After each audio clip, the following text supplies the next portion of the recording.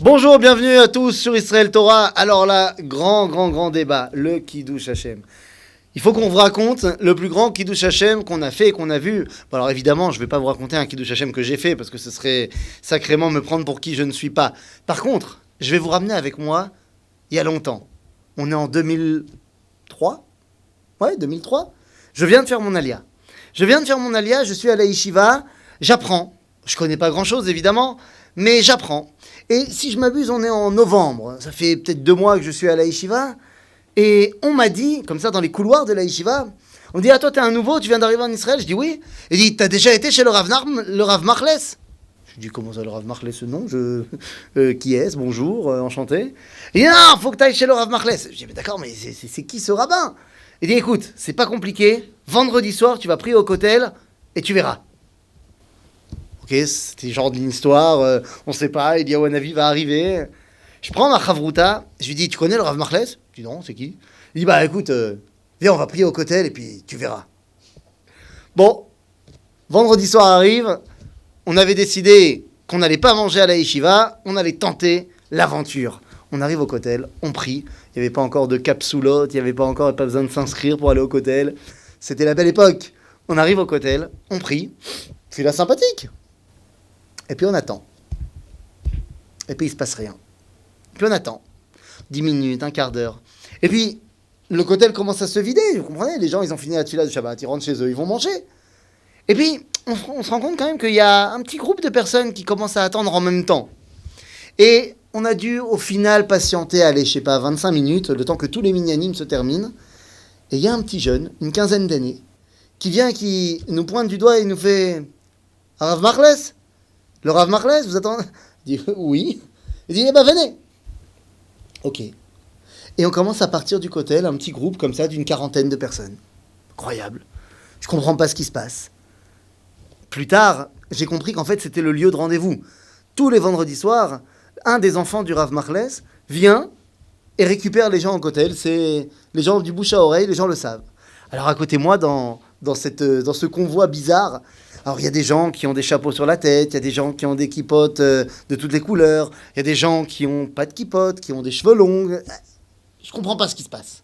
On marche, on va marcher pendant pas très longtemps, pour finalement arriver au pourtour de Mea Shearim, dans une propriété incroyable.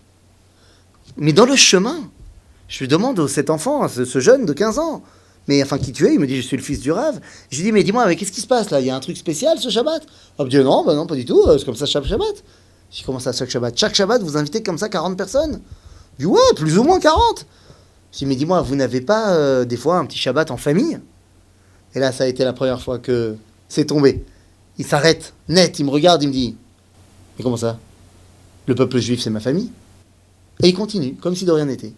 Et puis on arrive, et donc je vous dis, on arrive dans une propriété, bon, Baruch Hashem, semble-t-il, la personne a ce qu'il faut.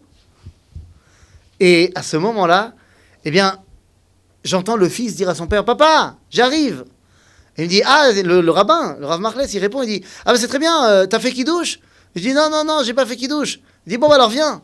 Il dit, mais papa, on est 40. Et là, j'entends le père dire, ah. Je me dis, bah évidemment, il ramène 40 personnes sans prévenir, forcément, c'est pas évident. Hein. Tu ramènes une personne de la choule, 2, 3, 4, 40. Mais j'étais loin de comprendre ce qui était en train de se passer. Il a dit, ah, parce que étaient déjà installés à peu près une centaine de personnes. Donc c'était 140 maintenant. Alors le Rav dit, bon, tout le monde prend son assiette, se lève, on débarrasse, on prend les tables, on les met dans le jardin. Il y avait un grand jardin. Et donc on recommence à mettre en place les tables, et 150 personnes vont s'asseoir dans les tables. Les gens ne se connaissent pas. Et le Rav fait Kiddush. Et juste après le Kiddush, il dit, bienvenue à tous chez moi. Sachez qu'il y a ici 2 règles. La première, on était dans des tables rondes comme ça, de 10 par table. Il dit, la première, c'est que une personne par table doit dire quelque chose pendant la soirée. La deuxième, tout le monde, y compris tout le monde, doit chanter. Même si vous ne connaissez pas les paroles, faites la la la. Et même si vous chantez faux, c'est pas grave. Et on passe une soirée incroyable. Repas de Shabbat, tout ce qui est de plus repas de Shabbat, les chansons, la folie. Et puis les gens commencent à prendre la parole de table en table.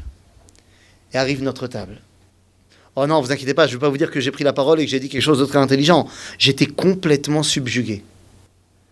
Arnasat Orchim, Ahavat Torah, l'amour de la Torah, le fait d'accueillir les invités, l'amour du Shabbat. C'était mon premier grand Shabbat en fait.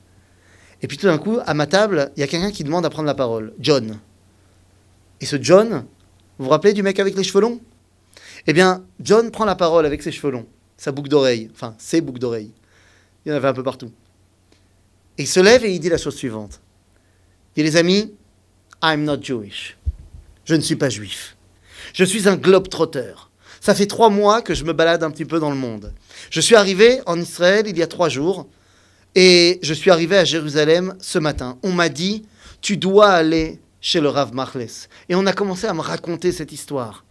Je me suis dit, c'est pas possible. Et me voilà ce soir. Je regarde 150 personnes qui ne se connaissent pas et qui sont unies uniquement autour d'un point qui s'appelle Shabbat Kodesh. C'est quelque chose, sachez-le. J'ai voyagé beaucoup dans le monde, j'ai vu beaucoup de cultures. Cet attachement que vous avez pour le Shabbat, pour votre Dieu, les uns pour les autres et pour le monde entier, eh bien je ne l'ai vu nulle part ailleurs. Ça a été l'histoire qui a ouvert mon alia et qui m'a fait prendre conscience que le Kiddush Hashem, comme son nom l'indique, c'est la sanctification du nom divin dans tous les endroits du monde, à tous les moments. Pour moi, cette histoire a été le point de départ d'une vie où on doit se prendre par la main, les uns les autres, pour dévoiler le nom d'Akadosh Baruch Hu dans le monde. À bientôt!